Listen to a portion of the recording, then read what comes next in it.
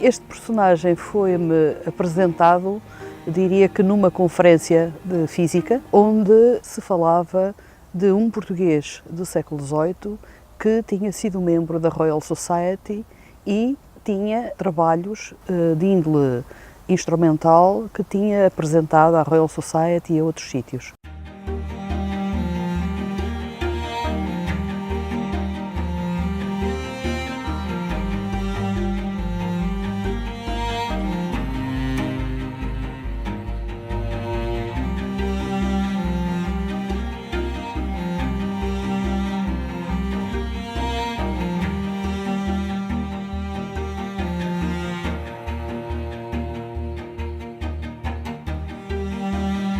O João Jacinto aparece-nos em escritos ingleses dos anos 60 do século XVIII. Ele fala-nos e critica e comenta sobre alguns aperfeiçoamentos que foram apresentados na Royal Society. Portanto, eu diria que a grande importância de João Jacinto de Magalhães foi, sobretudo, a divulgação e a rede de comunicação que estabeleceu em toda a Europa, com todos os cientistas e pessoas mais ou menos ilustres, junto de quem ele divulgou novidades da ciência, que podiam ser novidades médicas, podiam ser novidades de instrumentação científica, e neste caso de instrumentação científica, ele acaba por ser alguém que aconselha, para além de anunciar, digamos, novidades, e aconselha a comprar, digamos assim, quem precisa de instrumentação mais moderna, mais fiável. Este é um instrumento que foi encomendado a João Jacinto de Magalhães pelo diretor do Observatório Astronómico, José Monteiro da Rocha. Trata-se de um equatorial de Carey que está montado para a latitude de Coimbra. É uma peça muito bonita em latão, que tem também esta mesa de suporte da época que, digamos assim, ilustra como as coisas eram feitas com bastante cuidado e com materiais provenientes do Brasil.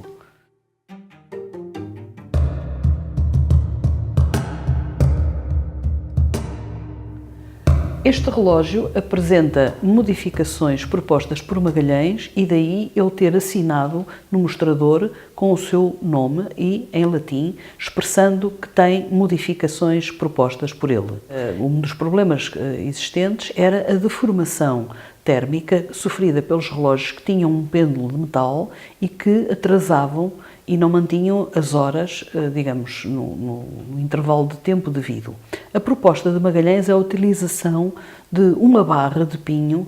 cortada e tratada de determinada forma para que não fosse sensível às mudanças de temperatura, alterando o centro de gravidade do pêndulo. Ele é natural de Aveiro, portanto ele é um aveirense que terá vivido lá até aos 11 anos, altura em que veio para Coimbra estudar para o para o Colégio da Sapiência do Convento de Santa Cruz de Coimbra, porque só por volta dos 40 anos é que o vemos fora de portas, portanto vemos-lo fixado em Londres, tendo passado por Paris e por outras cidades europeias, mas onde ele vai destacar-se efetivamente e dar visibilidade, digamos, a si próprio e àquilo que anuncia e que escreve e que comenta através da sua correspondência.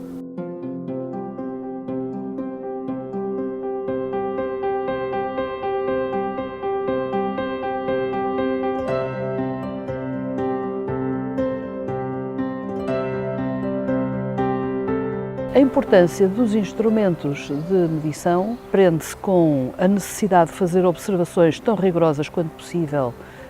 que levassem a poder fazer determinações de fronteiras, fazer localizações no mar, sobretudo, por causa do problema da determinação da longitude.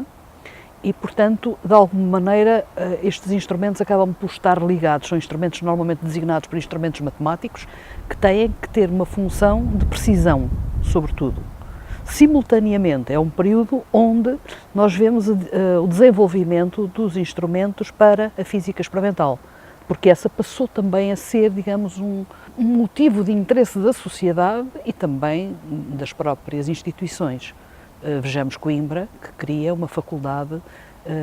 que é dedicada à filosofia natural e, portanto, precisa também de instrumentos de demonstração, de demonstros filosóficos.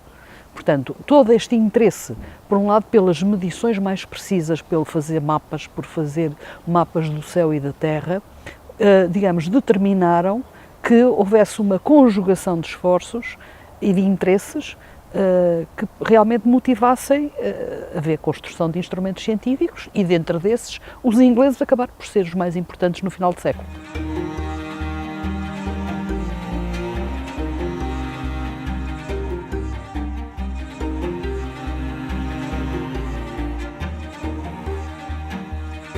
Estamos aqui perante um quadrante mural de Troughton, que chegou ao observatório pelo final do século, encomendado por volta de 1787, e que terá sido talvez uma das últimas encomendas pedidas a Magalhães para o observatório,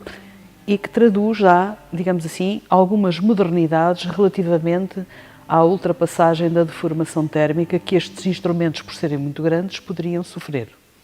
Esses aspectos modernos traduziam-se nesta dupla lâmina em que era feito o quadrante com estes rebites feitos de outro material. A junção de dois metais e não ser um instrumento completamente sólido fazia com que fosse menos sensível às deformações térmicas e, portanto, o instrumento poderia funcionar com maior rigor. Hoje, para nós, parece-nos talvez pouco interessante, mas na época devemos relembrar que era difícil trabalhar o metal, portanto o século XVIII assiste, digamos, à importância dos tornos mecânicos que trabalhavam o metal e que permitiam a gravação em metal e, ao mesmo tempo, verificamos também a dificuldade que era, por exemplo, fazer um parafuso em metal, que está, digamos, na gênese dos parafusos micrométricos que foram sendo adaptados aos telescópios para poder ver e medir com maior rigor. O saber isto hoje pode ajudar-nos a perceber como é que houve dificuldades técnicas de produção de instrumentos e como é que as pessoas tentaram resolver e melhorar a sua capacidade de medição com os meios que tinham à sua disposição. Portanto, a técnica de trabalhar o metal e, juntamente, o vidro, e o vidro não era um vidro qualquer, para os telescópios tinha que ser vidro acromático, tornava-se um privilégio que as oficinas inglesas tinham, na medida em que funcionava de maneira diferente, pois não havia obstáculo em que tivessem nas suas oficinas pessoas que trabalhassem o vidro, o flint e o crown, e, ao mesmo tempo, pudessem trabalhar o metal. Isso era um estatuto, uma alteração ao processo que existia, por exemplo, nas corporações europeias, onde os artífices que trabalhavam metal só trabalhavam metal e os que trabalhavam vidro só trabalhavam vidro sem haver ligação. Essa permeabilidade que existiu no final do século em Inglaterra permitiu aos ingleses, que tinham descoberto por acaso o vidro flint, permitiu-lhes ter um avanço extraordinário e uma dominância no que dizia respeito à instrumentação científica.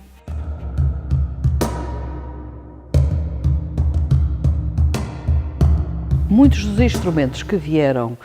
via Magalhães para o observatório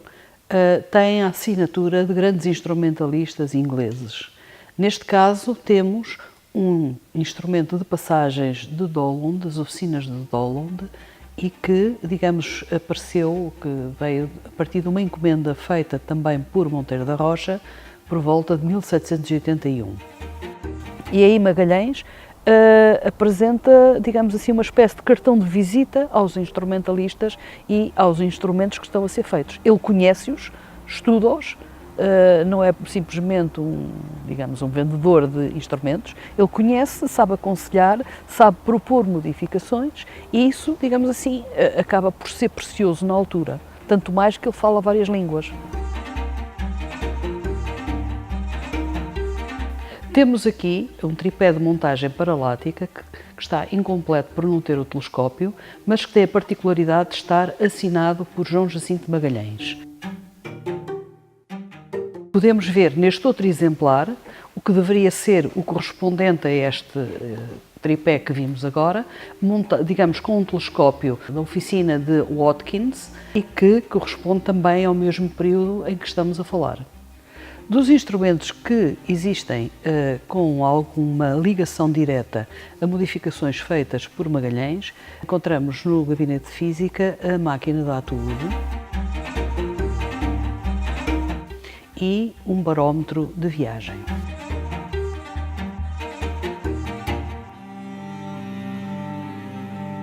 A máquina da Atude era muito recente, foi divulgada por Magalhães a Alexandre Volta e tem, digamos assim, uma assinatura de Magalhães, mas no pêndulo que está acoplado ao dispositivo que constitui a máquina da Atude. A máquina da Atude é uma máquina para o estudo dos movimentos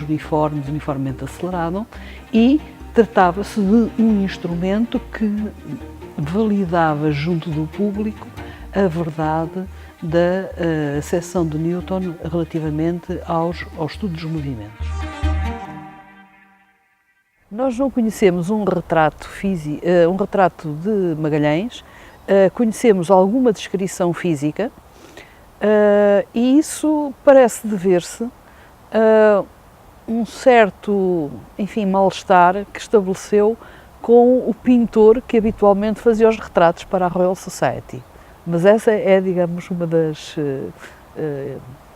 curiosidades, é que nós não temos efetivamente um personagem a quem nos dirigirmos diretamente. É um certo Sr. X.